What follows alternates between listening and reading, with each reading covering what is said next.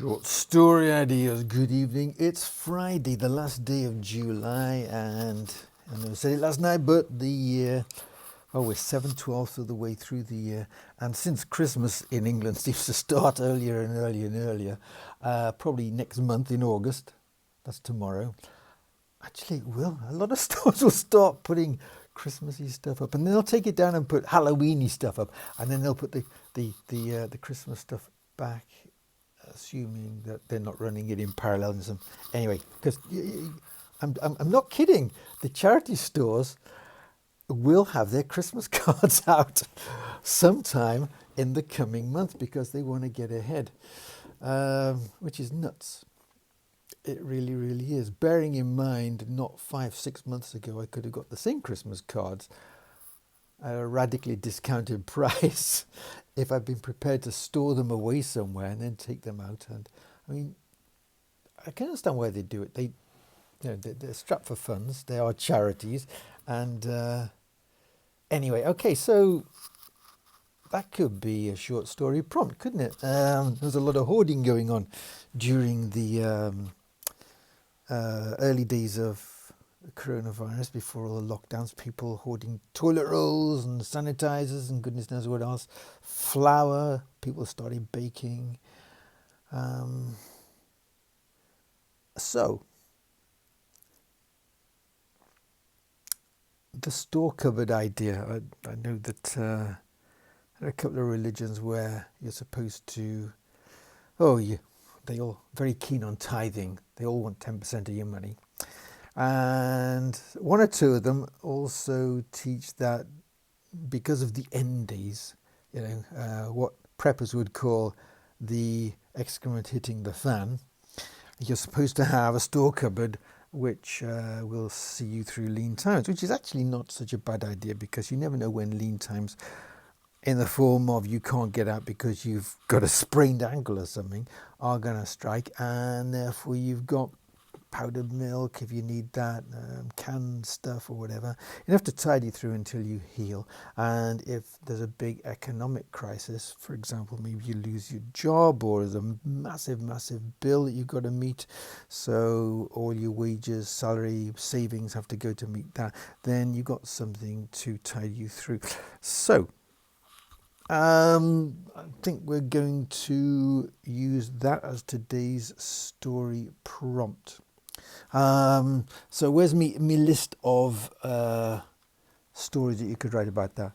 As usual, it would be the hard time has hit, aftermath, cause and effect for literary fiction. Comedy,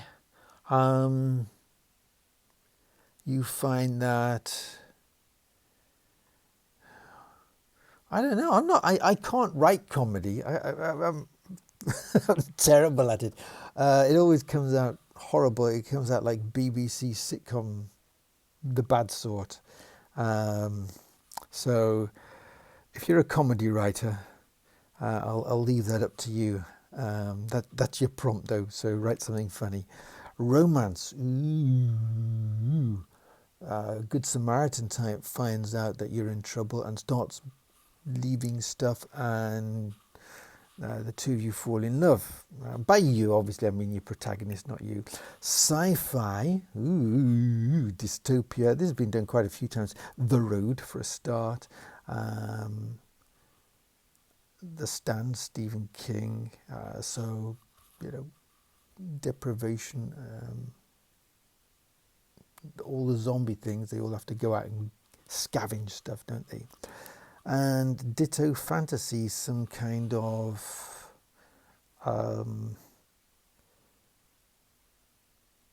disaster hits the world or your local part, and you maybe have to share your supplies, or part of your supplies are transformed into, or have transforming properties, so you become a ghost or something. I don't know. I don't do fantasy. I do slipstream, so it's kind of somewhere between sci-fi and horror, and a bit of fantasy thrown in. Crime mystery, hoarding crime mystery. Well, Crimes are committed by people who want things. So how about somebody who is hoarding art and or precious stones? And maybe they are robbed, so that's the crime, or maybe their acquisition of these things are the crime. We're only 5 minutes and 15. Let's race through these. Historical, I'm sure there have been hoarders in the past. The Rothschilds, the Spanish, the British, in fact, all the European colonial nations, horrible people. But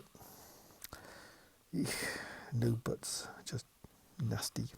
Political, well, hoarding. Okay, somebody who commits a politically dodgy stroke criminal act, depending on what country you're in, of making announcements to mess around with the stock market so that they can, or their friends can, make gains. Cyril would go with fantasy, your supplies, or what you're hoarding. You're hoarding weird, wacky stuff. Crime. I suppose serial killers, they would be hoarders up to a point, wouldn't they? Ones who collect body parts and things. Nasty people. Horror, yeah, well, there you go. Just find a serial killer who's hoarding stuff and turn them into some sort of supernatural monster. And maybe one of the victims comes back to life. Biographical. Serial killers. You could write that in the same way that, oh gosh, who wrote Breakfast for Tiffany? Breakfast at Tiffany, sorry. I'll put me on the spot now. I'll remember about 2 seconds after I press that off button. Anyway, he did In Cold Blood. God, his name keeps coming in and then going out again, the way it does. You know who I'm talking about anyway, In Cold Blood. That was creative non-fiction, and it was a biographical about a killing. And there was also a TV series about Mr. Rebus, I think his name was. And he was this Polish gentleman. And it was narrated by John Peel. It was on BBC. And he was a terrible hoarder. He was hoarding everything. He wouldn't throw anything out. And I'm sure we all know people who hoard things, so you could write their biographies.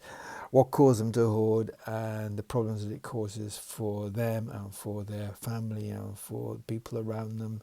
If you've got a backyard and their backyard is full of horrible things, attracting rats or whatever, jury, okay, said person is taken to court and the jury has to decide, do they like this person?